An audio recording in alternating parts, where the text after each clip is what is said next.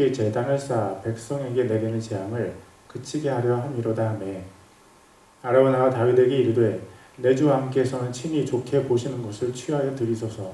보소서, 태우는 희생물로는 여기에 소들이 있으며 나무로는 타작하는 기구와 소들을 부르기 위한 기구가 있나이다 하니라. 아라오나가 왕으로서 이 모든 것을 왕께 드리고 또 아라오나가 왕께 이르되 주 왕의 하나님께서 왕을 받아주시기 원하나이다 하니 왕이 아라오나에게 이르되 아니라 오직 내가 반드시 값을 주고 내게서 그것을 사리라. 내가 값을 치르지 아니한 것으로는 주 내 하나님께 번제물을 드리지 아니하리라 하고 이에 다윗이 은 50세겔로 타작마당과 소들을 사고 다윗이 거기서 주께 제단을 쌓고 번제물과 화평헌물을 드렸더니 이에 주께서 그 땅을 위해 간구를 들으시매 그 재앙이 이스라엘에서 그치니라. 아멘.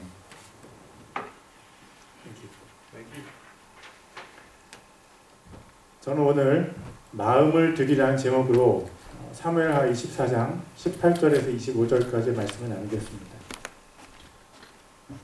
마음은 몸의 주인입니다. 마음이 가는 대로 몸이 따라갑니다. 마음은 몸의 왕입니다. 마음은 우리가 하나님께 마땅히 드려야 할 예물입니다. 마음은 하나님께서 가장 받고 싶어 하시는 예물입니다. 하나님께서 마음을 드리는 사람은 하나님께서 이 세상을 창조하셨다는 것을 믿는 사람입니다. 자신을 하나님께서 창조하셨다는 것을 믿을 수 있어야 그 하나님께 마음을 드릴 수 있습니다.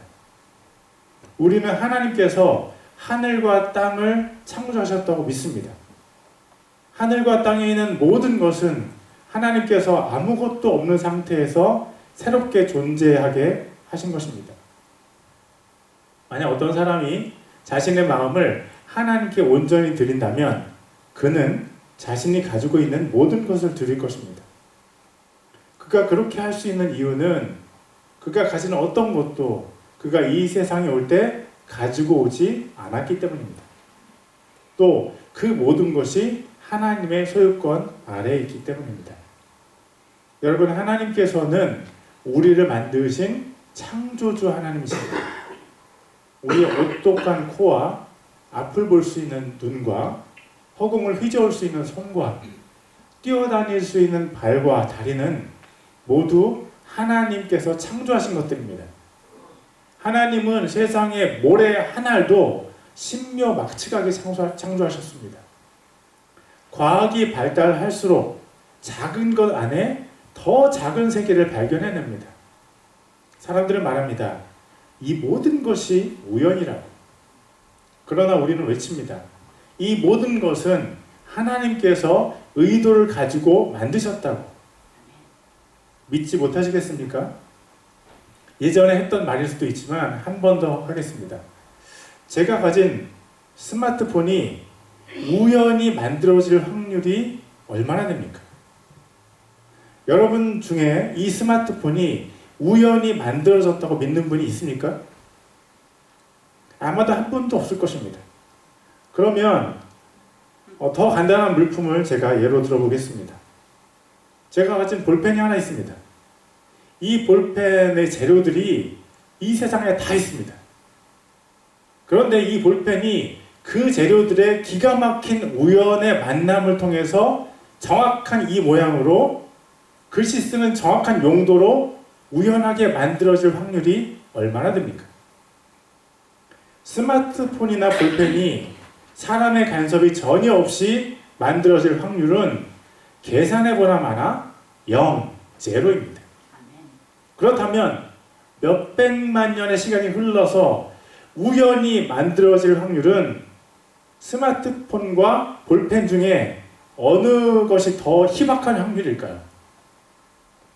둘 다 제로입니다. 그렇지만 저는 두 가지 모두 몇백만 년이 흘러도 절대 우연히 만들어질 수 없다고 믿습니다. 그렇지만 우연히 만들어지기 더 어려운 것은 아마도 스마트폰일 것입니다. 볼펜보다 스마트폰이 우연히 만들어질 확률이 더 낮은 이유는 스마트폰이 볼펜보다 더 복잡하고 그것을 만드는데 첨단 기술이 들어가기 때문입니다. 이번에는요, 스마트폰과 사람을 비교해 보겠습니다. 스마트폰과 사람 중에 우연히 만들어지기가 더 어려운 것은 무엇입니까? 그것은 둘 중에서 어느 것이 더 복잡한 제품인가, 어느 것이 더 첨단 기술을 필요로 하는가가 기준이 될 것입니다. 더 복잡한 제품이 우연히 만들어지기가 더 어렵습니다. 스마트폰과 사람 중에 어느 것이 더 복잡합니까? 사람이 스마트폰보다 말할 수 없이 복잡합니다. 스마트폰은요, 기억장치가 사람의 뇌와 비교하면 너무 형편없는 성능을 가졌습니다. 스마트폰의 카메라는 사람의 눈과 비교하면 너무나 단순한 제품입니다. 스마트폰의 스피커는 사람의 목소리에 비해 엄청나게 간단한 제품입니다. 더 복잡한 사람이 우연히 만들어질 확률이 사람보다 더 단순한 스마트폰이 우연히 만들어질 확률보다 더 적습니다. 또 더 우수한 첨단 기술을 사용한 제품이 우연히 만들어지기가 더 어렵습니다. 스마트폰과 사람 중에 어느 제품이 더 첨단 기술을 가지고 만들어졌습니까? 스마트폰은요, 사람이 전기를 충전해줘야 되고, 사람이 손가락을 움직여서 작동을 시켜줘야 되고, 사람이 말과 행동으로 지시를 해줘야 움직일 수 있습니다. 그러나 사람은 스스로 움직이고, 스스로 생각하고, 스스로 결정합니다. 최신형 스마트폰도 2, 3일에 한 번씩은 충전을 해줘야 살아있을 수 있습니다. 사람의 도움이 필요하다는 것입니다. 그러나 사람은 자기가 일해서 자기가 스스로 먹고 싸고 자면서 힘을 충전합니다. 사람이 충전을 시켜줘야만 하는 스마트폰과 자기 스스로 120년간 충전할 수 있는 사람 중에 어느 것이 더 첨단 기술을 사용하는 것입니까? 두말하면 잔소리죠. 사람이 스마트폰보다 측량할 수 없을 정도로 첨단 기술을 사용해줘서 만들었습니다. 그런데 어떤 사람들은 사람이 우연히 만들어졌다고 믿습니다. 모든 재료를 그대로 두고 수천만 년이 흐르면 스마트폰이 우연히 만들어질 수 있습니까? 안 됩니다. 어떤 사람들은 지구의 역사가 45억 년이라고 하고 최초의 생명체가 30억 년 전에 출현했다고 주장하고 또 그렇게 믿습니다.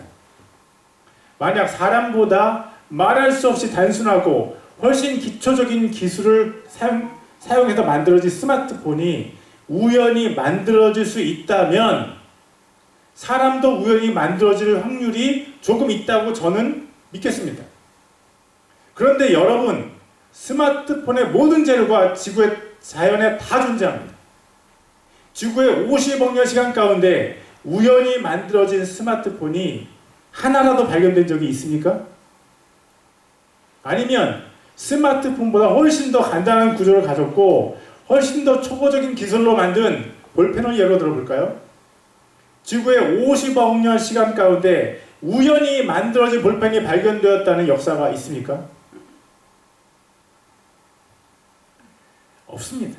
그럴 수 없죠. 50억 년의 시간 가운데 볼펜 한 자루도 우연히 발견된 적이 없는데 어떻게 사람이 우연히 생겨날 수 있겠습니까?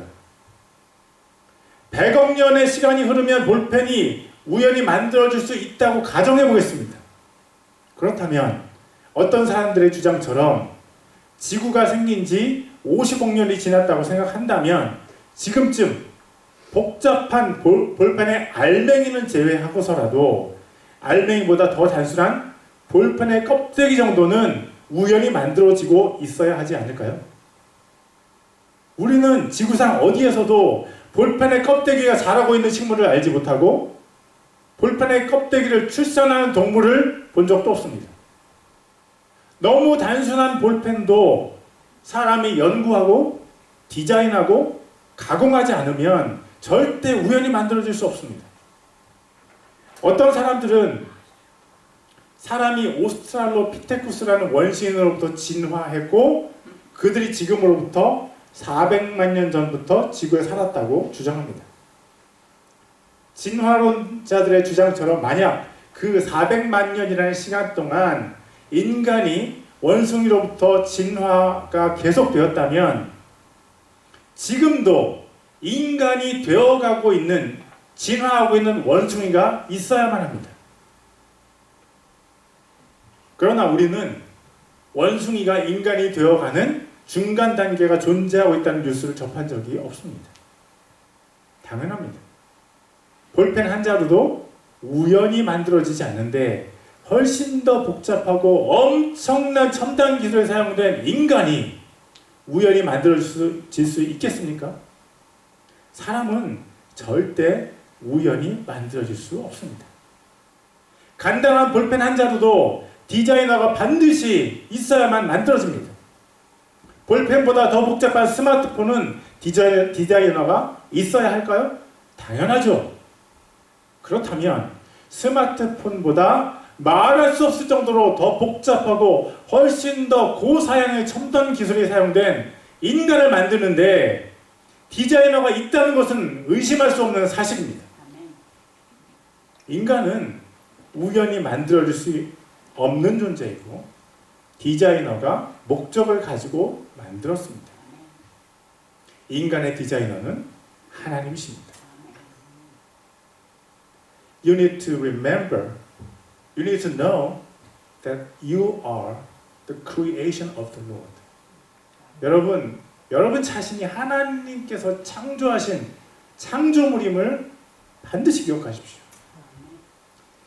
He had made you with a purpose, with a precious purpose. 하나님께서 당신을 만드신 것은 고귀한 하나님의 목적을 가지고 만드신 것입니다. You are not just a being. 여러분은 그냥 존재하는 어떻게 생긴 것이 아닙니다. You are a very precious being. You are created by the hand of God. 여러분은 굉장히 하나님께서 귀하게, 존귀하게 만드신 것입니다. 하나님의 손으로 직접 만드셨습니다. You are the creation of God. 여러분은 하나님의 창조물입니다. You need to say, please follow me. 저를 따라해 주십시오. I am precious. I am very, very, very precious. I am the only one person God created with a purpose in me. 여러분, 하나님께서 하나님의 그 위대한 목적을 가지고 우리를 만드셨습니다. You know, God loves you. 여러분, 하나님이 여러분을 사랑하십니다. When He makes you, God started to love you. 하나님께서 여러분을 만들기 시작하실 때부터 여러분을 사랑하셨습니다. You know, when a woman have a baby in her womb, she starts to love the baby. 한 여성이 임신을 하기 시작하면서부터 그 뱃속에 있는 아이를 사랑하기 시작합니다. God loved you from the first time of your life. 여러분의 생명의 첫 시간부터 하나님은 여러분을 사랑하셨습니다. Please believe in the Lord. 하나님을 믿으십시오. He loves you. 하나님께서 여러분을 사랑하십니다. 하늘의 하나님께서 하늘과 땅과 그 안에 만물을 하나님의 손으로 창조하셨습니다. 그 하나님께서 우리에게 돈을 달라는 요구를 성경이 말씀합니다. 아니, 하나님께서 하늘과 땅을 창조하신 분이라면 도대체 그분은 왜 사람들에게 돈을 달라고 하는 것입니까? 하나님께서 혹시 가난하시거나 아니면 탐욕이 있는 것 아닙니까? 여러분 잘 집중해서 들으십시오. 하나님께서 우리에게 돈을 요구하시는 이유는 우리의 마음을 받기 원해서입니다. 우리의 마음이 돈에 있기 때문에 하나님께서 우리에게 돈을 달라고 하시는 것입니다. 마태복음 6장 21절입니다. 너희 보물이 있는 곳에 거기에 너희 마음도 있으리라. 감리교의 창시자 요한 웨슬레는 이런 말을 자주 했습니다. 당신의 지갑이 회개하기 전까지 나는 당신이 회개했다는 것을 믿을 수 없소. 하나님께서 돈 얘기를 하시는 이유는 우리 마음이 돈에 있기 때문입니다. 하나님을 자기 자신의 하나님으로 섬기는 사람은 자신의 돈에 대한 하나님의 요구에도 순종합니다. 그 사람은 세상의 모든 것이 하나님의 손에 의해 창조되었음을 믿기 때문에 돈도 하나님께서 자신에게 주셨다는 것을 믿습니다. 그는 자신의 돈이 하나님께서 주신 것이라는 것을 믿기 때문에 그것의 일부를 하나님께 되돌려 드리는 것에 그것도 감사하게 행합니다. 제가 지금 돈을 내라고 강요하고 있습니까? Am I forcing you to give tithe or offering? 아닙니다. 저는 여러분에게 헌금을 강요하고 있는 것이 아닙니다. 저는 지금 마음에 대해서 얘기하고 있습니다. 돈을 요구하시는 하나님께서 진짜 원하시는 것은 돈이 아니라 우리의 마음이라는 것을 얘기하고 있는 것입니다. 여러분의 마음은 지금 어디에 있습니까? 여러분은 여러분의 마음속에서 무엇을 하나님으로 섬기고 있습니까? 제가 오늘 설교 본문을 묵상하다가 한 가지 사실을 발견하고는 깜짝 놀랐습니다. 제 마음이 하나님께 온전히 드려진 시간이 별로 없다는 것을 발견했기 때문입니다. 저는 목사로서 매주 여러 번의 예배를 인도하고 있습니다. 가정에서도 주일과 수요일을 제외한 주 중에는 매일 가정 예배를 드리고 있습니다. 저는 매주 최소한 12번의 예배를 드리고 있습니다. 그런데 그 예배 시간에 제 마음을 하나님께 온전히 드리지 못하고 있다는 사실을 제가 발견한 것입니다. 지난주 중에 어느 기사에서 본 단어가 제 기억에 또렷하게 남아 있습니다. 그 단어는 worshiptainment라는 단어입니다. worshiptainment는요, worship과 entertainment를 합친 말입니다. 예배와 오락을 합쳐놓은 것인데 예배를 드리면서도 오락을 즐기고 있는 현상을 지적하는 말입니다. 미국의 마이크 리빙스턴 목사는 다음과 같이 얘기했습니다. 현대 교회 안에 큰 이단이 있는데 그것은 예배 드리고 있는 우리가 쇼를 보고 있다고 생각하는 것입니다. 1950년대와 60년대에도 이것은 사실이었다고 A.W. 토저는 인정했습니다. 교인들은 교회에서 교육을 받는 중에서도 즐기고 싶어합니다. 심지어 하나님만이 유일한 매력인 모임에 사람들이 오게 하는 것은 1962년에도 거의 불가능한 일이었다라고 말하면서 토저는 슬퍼했습니다. 쇼의 목적은 사람들에게 즐거움을 주는 것이지만 예배의 목적은 하나님께 기쁨을 드리는 것입니다.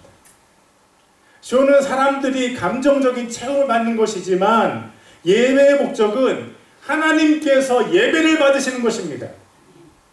예배를 인도하는 제가 가장 집중해야 하는 것은 이 예배를 통해서 하나님께서 우리를 받으시는가입니다. 하나님은 예배드리는 우리가 하나님께 마음을 드리기를 원하십니다. 돈보다 더 중요한 것은요, 우리가 하나님께 우리의 마음을 예물로 드리는 것입니다. 제가 처음에 예배를 인도할 때는 더 하나님께 집중해서 하나님께 예배를 올려드리려고 했습니다. 그런데 어느새 제가 예배를 인도하면서 마치 쇼를 진행하는 것처럼 진행을 잘했는지 많은 신경을 쓰고 있습니다. 제가 하나님께서 원하시는 말씀을 하나님을 위해서 성도들에게 선포해야 하는데 어느 틈엔가 제가 변했습니다. 제가 설교를 통해 하나님의 마음보다 성도들의 마음을 더 만족시키려고 노력하고 있습니다. 하나님께 칭찬을 들어야 하는데 성도들의 칭찬을 갈구하고 있습니다. 무엇이 잘못된 걸까요? 제가 제 마음을 하나님께 드리지 않은 것이 잘못된 것입니다. 예배 시간도 그렇지만 일상생활을 하면서 제가 얼마나 하나님께 마음을 드리고 있는지 생각해 보니 제가 하나님께 마음을 드릴 시간은 너무나 적었습니다. 이사야서 29장 13절입니다. 그러므로 주께서 이르시되 이 백성이 자기 입으로는 나를 가까이 하며 자기 입술로는 나를 공경하나 그들의 마음은 내게서 멀리 떠났고 그들이 사람들의 훈계로 가르침을 받아 나를 두려워하는도다. 저의 마음이 하나님을 떠나 있는 시간이 너무 많았습니다. 사람은 겉모습을 보지만 주 하나님은 사람의 겉모습을 보지 않으시고 마음을 보십니다. 하나님께서 저의 마음을 어떻게 보셨을까 생각하면 생각하면서 제가 부끄러워졌습니다. 마음을 드리라는 오늘의 설교의 제목을 기억하면서 오늘 설교 본문을 살펴보겠습니다. 본문의 배경은 이스라엘이 하나님께 범죄하여 하나님께서 이스라엘을 벌하신 것입니다. 하나님께서 이스라엘에 질병을 보내셔서 7만 명이 죽었습니다. 하나님의 천사가 예루살렘을 멸망시키려고 할 때 하나님께서 은혜를 베푸셔서 멸망의 천사를 멈추셨습니다. 하나님께서 다윗 왕에게 제사를 드리라고 명령하셨고 그 장소가 바로 아라우나라는 사람의 타작마당이었습니다. 다윗 왕이 신하를 이끌고 그곳에 가자 아라우나라는 사람은 두려워하면서 그곳에 소와 타작하는 도구들을 다 왕께 드리겠다고 했습니다. 그때 다윗 왕이 한 말이 사무엘하 24장 24절에 적혀 있습니다. 왕이 아라우나에게 이르되 아니라 오직 내가 반드시 값을 주고 내게서 그것을 사리라. 내가 값을 치르지 아니한 것으로는 주 내 하나님께 번제물을 드리지 아니하리라. 다윗 왕은 자신의 권세로 아라우나의 타작마당을 빼앗을 수 있었습니다. 그러나 그렇게 하지 않았습니다. 그런데 아라우나가 스스로 그 장소와 그 장소에 있는 모든 것을 다윗 왕에게 드리겠다고 말했습니다. 다윗 왕은 아라우나의 선물을 받아서 하나님께 제사를 드릴 수 있었습니다. 그러나 다윗 왕은 그 선물도 마다했습니다. 다윗 왕은 은 50개를 주고서 타작마당과 소와 타작 기구들을 구입했습니다. 다윗 왕은 왜 굳이 자기 돈을 주고 그 장소와 예물들을 구입한 것일까요? 어머니들이 먼 곳에 있는 자녀들에게 자신이 직접 만든 음식을 주고 싶어 하십니다. 멀리 떠나 있는 자녀들일수록 어머니가 만든 음식의 맛을 그리워합니다. 추수감사절을 맞아서 오랜만에 자녀들이 모였는데 건강한 어머니가 자녀들에게 도미노 피자를 사준다면 자녀들은 적지 않게 실망할 것입니다. 다윗 왕은요, 하나님께 다윗 왕 자신의 것을 드리고 싶었습니다. 하나님도 다윗 자신의 것으로 예배를 받고 싶으셨습니다. 하나님께서 받으신 것은 하나님을 향한 다윗의 간절한 마음입니다. 다윗 왕이 굳이 돈을 들여서 아라우나의 타작마당을 구입한 것을 통해서 하나님을 향한 다윗 왕의 마음을 느낄 수 있습니다. 내가 사랑하는 하나님께 내 돈을 들여서 예물을 드릴 거야. 다윗은 마음을 보신 하나님께 자신의 마음을 드렸습니다. 그리고 하나님께서 그의 마음을 받으셨습니다. 사무엘하 24장 24절 하반절과 25절입니다. 다윗이 은 50세겔로 타작마당과 소들을 사고 다윗이 거기서 주께 제단을 쌓고 번제 허물과 화평 허물을 드렸더니 이에 주께서 그 땅을 위해 간구를 들으시고 그 재앙이 이스라엘에서 그치니라. 다윗이 마음을 들여서 드린 제사를 하나님께서 받으셨고 하나님께서 이스라엘의 재앙을 그치게 해주셨습니다. 아라우나의 타작마당에서 다윗의 마음과 하나님의 마음이 만나서 재앙이 그쳤습니다.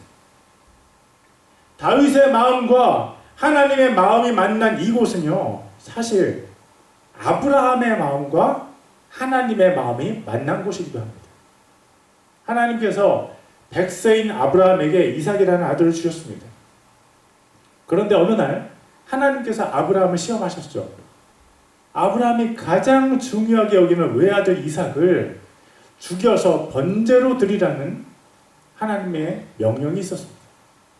아브라함이 이삭과 함께 하나님께서 지정하신 산에 올라가서 이삭을 죽이려고 했을 때 하나님께서 아브라함을 멈추시고 아브라함에게 숫양을 번제 헌물로 주셨습니다. 이 숫양은 먼 훗날 바로 그곳에서 십자가에 달려 죽으신 예수님을 상징합니다. 그때 하나님께서 아브라함에게 하신 말씀이 창세기 22장 12절에 쓰여 있습니다. 그가 이르되 하나님의 음성입니다. 그가 이르되 내 손을 그 아이에게 대지 말라. 너는 아무 일도 그에게 하지 말라. 내가 내 아들 곧 내 유일한 아들이라도 내게 아끼지 아니하였으므로 내가 하나님을 두려워하는 줄을 내가 이제 아노라. 아브라함아, 내가 이제 내 마음을 알았다. 내가 내 온 마음을 다해 드린 제물을 내가 받았다. 외아들 이삭을 아낌없이 하나님께 드린 아브라함의 마음이 하나님을 향해서 꽃핀 모리아산, 그곳이 바로 아라우나의 타작마당이었습니다. 또 외아들 예수님을 아낌없이 인류에게 주신 하나님의 마음이 눈부시게 피어난 곳도 아라우나의 타작마당이었습니다. 누가복음 23장 33절입니다. 그들이 갈보리라 하는 곳에 이르러 거기서 그분을 십자가에 못 박고 그 범죄자들도 그렇게 하니 하나는 오른편에 다른 하나는 왼편에 있더라. 아브라함과 이삭의 모리아산, 다윗이 구입한 아라우나의 타작마당, 예수님께서 십자가에 달리신 갈보리, 이 세 곳은 시기에 따라서 이름이 다르지만 같은 장소였습니다. 그곳은 하나님께서 인류를 사랑하시는 하나님의 마음이 가장 붉게 피어난 곳입니다. 붉디 붉은 하나님의 마음이 아브라함의 마음과 만나고 다윗의 마음과 만난 곳이 바로 예수님의 십자가였습니다. 그렇다면 하나님께서 인류를 향해 주신 마음은요, 예수님의 십자가입니다. 믿는 사람들이 하나님께 드리는 마음은 자기 십자가입니다. 자기 십자가. 아브라함이 하나님께 드린 자기 십자가는 이삭을 바치는 것이었고, 다윗이 하나님께 드린 자기 십자가는 자기 돈을 하나님께 바쳐서 제사를 드리는 것이었습니다. 믿는 사람들이 하나님께 드리는 마음은요, 자기 십자가입니다. 여러분이 하나님께 드린 마음, 하나님께 드린 여러분의 십자가를 하나님께서는 기쁘게 받으시고 기뻐하신다는 것을 기억하십시오. 여러분이 여러분의 소중한 것을 하나님께 드리면서 함께 드린 여러분의 마음, 여러분의 자기 십자가는 하나님의 마음인 예수님의 십자가와 만나서 하나가 됩니다. 하나님을 위해서 인생을 드린 여러분의 그 고귀한 마음이 예수님의 십자가와 만나서 하나님께서 받으시는 예물이 되심을